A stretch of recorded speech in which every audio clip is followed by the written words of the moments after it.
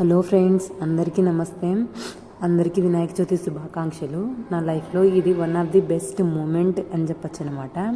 అనుకోకుండా మేము వినాయకమయ్య విగ్రహాలు తయారు చేసే దగ్గరికి వెళ్ళామన్నమాట. అక్కడ ఎన్ని విగ్రహాలు అంటే అన్ని విగ్రహాలు ఉన్నాయి. చాలా బాగున్నాయండి. ప్రతి సంవత్సరం కంటే ఈ సంవత్సరం చాలా విగ్రహాలు బాగున్నాయి. అయోధ్య ఉంది కదండి, అయోధ్య కల ఉట్టిపడేలా ఈ వినాయక విగ్రహాలు తయారు చేశారండి. అక్కడ చూడండి రాముల వారు ఎలా ఉన్నారో, ఎంత అందంగా ఉన్నారో చూడండి. ఆయన యొక్క విగ్రహము అసలు రియల్గా ఎంత అంటే అంత బాగున్నాడు అనమాట. అక్కడ చూడండి గోపురము అవన్నీ పెట్టారనమాట. ఇవి చేశానని అడిగాను అనమాట. ప్రతి సంవత్సరము ఇట్లా చేయరు కదంటే ఈసారి ఎందుకు ఇంత డిఫరెంట్గా ఉన్నాయని ఆయనకు కూడా రీజన్ తెలియదంట. ఆయన వచ్చేసి ఇవి వాళ్ళు తయారు చేయలేదంట ఫ్రెండ్స్.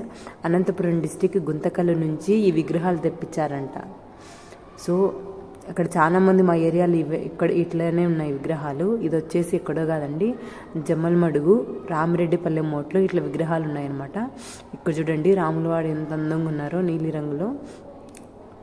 ఎంత అంటే ఇక్కడ చూడండి రాధాకృష్ణ, ఒక్క దేవుడని కాదు ప్రతి దేవుణ్ణి ఇలా చేశారనమాట. ఈసారి రాధాకృష్ణుడు చూడండి ఎంత అందంగా ఉన్నారు అక్కడ. చూడండి ఎంత అద్భుతంగా ఉన్నాయి, ఒక్కొక్క రంగు ఒక్కొక్క రకంగా. ఎంత అందంగా ఉన్నాడు ఈ చిట్టి చిట్టి బుజ్జి గణపయ్య. నేను అక్కడ షాప్స్ అన్నాను అనమాట, మీకు ఇవి అన్ని సేల్స్ అవుతాయంటే ఆల్మోస్ట్ అయిపోతాయి, లాస్ ఏం రాదంటే ఏం రాదు మేడం, ఒకవేళ 2-3 మిగిలితే మేము తక్కువ రేటుకి ఇచ్చుకొని వెళ్ళిపోతాం అన్నాడు అనమాట ఆయన. ఈ బొమ్మను తయారు చేయడానికి వాళ్ళకి జస్ట్ 1 అవర్ పడుతుందంట ఫ్రెండ్స్. అచ్చులు ఉంటాయంట, అచ్చులు తీసుకొచ్చుకొని చేస్తారనమాట. ప్లాస్టర్ ఆఫ్ ప్యారిస్ తెలుసు కదా, పిఓపి, దాన్ని యూజ్ చేసి చేస్తారనమాట. చిన్న చిన్న విగ్రహాలు అయితే ఆ షాప్ వాళ్ళు తయారు చేసుకుంటారంట. అవి 500 అలా ఉంటాయి అన్నమాట. ఇక్కడ చూడండి ఎంత అందంగా ఉన్నాడో శ్రీ విష్ణువు. చాలా అద్భుతంగా తయారు చేస్తున్నారు ఫ్రెండ్స్. ఒక్కొక్క గణపతి విగ్రహం వచ్చేసి ఒక్కొక్క స్పెషాలిటీ ఉందన్నమాట. ఎంత అంటే అంత డిఫరెన్స్, ఎన్ని కలర్స్ యూజ్ చేస్తున్నారు, ఎంత కలర్ఫుల్గా ఉన్నాడో దేవుడు.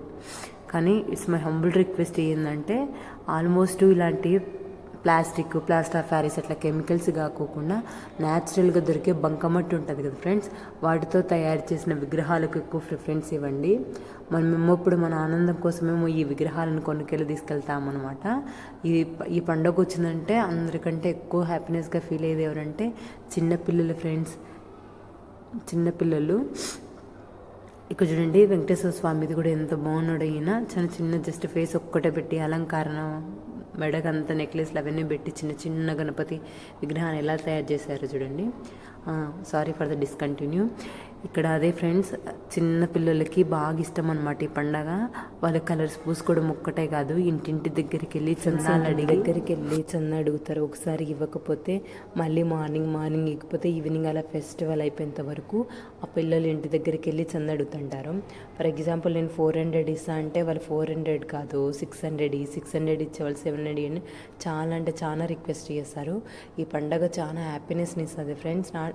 మా చైల్డ్హుడ్లో ఎంత హ్యాపీనెస్గా ఫీల్ అయ్యే వాళ్ళము ఈ మూమెంట్ని, కలర్స్ పూసుకునే వాళ్ళము. ఇంకా అన్నిటికంటే ముఖ్యంగా మా చిన్నప్పుడు అయితే ఫ్రెండ్స్ స్కూల్లో ఉన్నప్పుడు మామూలుగా ఇంటికి వచ్చిన తర్వాత పేపర్లు తీసుకొని గణపతి అనే రాసేవాళ్ళము. ఇక్కడ ఏంటంటే ఆన ఉంది కదా గణపతిలాన, అది సరిగా రాయడం రాదనమాట నాకైతే అస్సలుకు వచ్చేది కాదు ఫ్రెండ్స్. అందుకని తర్వాత చిన్నప్పుడు ఎక్కువ గణపతి అనేవాళ్ళం, తర్వాత వినాయక అని ఈజీగా ఉంటుందని 1001 101 అలా రాసి దేవుడి దగ్గర పెట్టేవాళ్ళం అనమాట. ఫర్ ఎగ్జాంపుల్ మా ఊర్లో మా తమ్ముడు మా చెల్లెళ్ళు ఉంటారు కదా, వాళ్ళు 100 రాసే, వాడు 101 రాసిన నేను 1 కంటే ఎక్కువ రాయలేను 500 అట్లా రాసేదని. ఫర్ ఎగ్జాంపుల్ వాళ్ళు 500 రాస్తే మేము 1000 అట్లా పోటీ మీద రాసేవాళ్ళం ఫ్రెండ్స్. ఇవన్నీ రాసి దేవుడి దగ్గర పెట్టేవాళ్ళు అనమాట. చూడండి రాముడి కూడా ఎంత అందంగా ఉన్నాడో, ఒక్కొక్క బొమ్మకు ఒక్కొక్క విధంగా అలంకరించారనమాట. ఫ్రెండ్స్ మీకు అందరికీ తెలిసిన స్టోరీ ఇది, తెలిసే ఉంటుంది అనుకున్నా, తెలియకపోతే వినండి. గణపతికి అయ్యప్ప స్వామికి ఒక కాంపిటీషన్ ఉంటుంది అనమాట. ఒక పొజిషన్ కోసము కోసము శివుడు పార్వతిలో పెడతారనమాట. ఎవరైతే ముల్లోకాలను తిరుక్కొని వస్తారో ఫస్ట్ వాళ్ళకి ఈ పదవి ఇస్తామని. అప్పుడు ఏమో ఈయన అయ్యప్ప స్వామి మటుకు కొంచెం సీరియస్ అవుతాడనమాట గణపతి పైన. ఆ వయసుతో సంబంధం ఏముంది, తెలివితో సంబంధం ఉంది కదా అంటే శివపార్వతి వాళ్ళిద్దరికీ ఒక పందెం అని పెడతారనమాట. ఆ పందెము మీ ఇద్దరికి సరేనా అంటే ఆ ఇద్దరికి సరే అంటారు. ఈ ముల్లోకాలు ఎవరైతే తొందరగా తిరిగి వస్తారో వాళ్ళకి ఈ పదివేని చెప్తారనమాట. అయ్యప్ప స్వామి వాహనమైన నెమలిలో ముల్లోకాలు చుట్టడానికి బయలుదేరతారనమాట. కానీ మన ఈ బుజ్జి గణపతి ఉన్నాడు కదా, ఆయనకి వాహనం లేదన్నమాట. వాహనం లేకపోతే కూర్చొని ఒక చోట ఆలోచిస్తుంటాడనమాట. ఏంటి అమ్మ నాకు ఇలాంటి పరీక్ష పెట్టావు, దీనికి ఎక్కడ నాకు వాహనం లేదే ఆయన మాదిరి అనుకొని ఫీల్ అవుతుంటాడు. మన వినాయకమయ్య చాలా తెలివైనవాడు కదా ఫ్రెండ్స్. సో అప్పుడు ఆలోచించి ముల్లోకాళ్ళు ఆయనేమో ఎవరు అయ్యప్ప స్వామి ఏమో ముల్లోకాలు తిరగడానికి లోకానికి వెళ్ళిపోతాడనమాట. ఈయన మటుకు అక్కడే కూర్చొని బాగా ఆలోచించి వాళ్ళ అమ్మ నాన్నకి పాదాభిషేకం చేసి తర్వాత ఆయన వాళ్ళ చుట్టూ 3 సార్లు తిరుగుతారనమాట. ఎందుకంటే ఈ ప్రపంచంలో తల్లిదండ్రులను తిరిగితే ముల్లోకాలు తిరిగి వచ్చినట్టు అర్థం అని. ఇది ఫ్రెండ్స్ మన విఘ్నేశ్వరుడికి ఉన్న స్పెషాలిటీ. ఆయన ముక్కు అలా ఉండడానికి కారణం కూడా మీకు అందరికీ తెలిసే ఉంటుంది. ఇక్కడ చూడండి ఎంత అందంగా ఉన్నాడు ఈ రాముల వాడు. ఈ బుజ్జి విఘ్నేశ్వరునికి బాగా హ్యాపీనెస్గా సెలబ్రేషన్ చేసుకుందాం ఈసారి.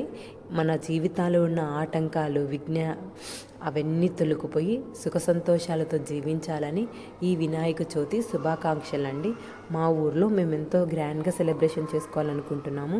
అలాగే చేసుకుంటామని నమ్ముతున్నాను. మీ ఊర్లో కూడా ఎలాంటి చిన్న చిన్న గొడవలు లేకుండా బాగుండండి. మీకు ఇష్టమైతే సబ్స్క్రైబ్ చేయండి, ఈ ఛానల్ని సబ్స్క్రైబ్ చేయండి, షేర్ చేయండి. మా ఊర్లో ఉన్న గణపతులు ఇంతమంది ఉన్నారన్నమాట. మళ్ళీ మా ఊరి పిల్లలు ఏ గణపతిని చూస్ చేసుకున్నారో నాకైతే తెలియదు ఫ్రెండ్స్. నేను ఇంటికి వెళ్ళాక పోస్ట్ చేస్తాను. Thanks for watching.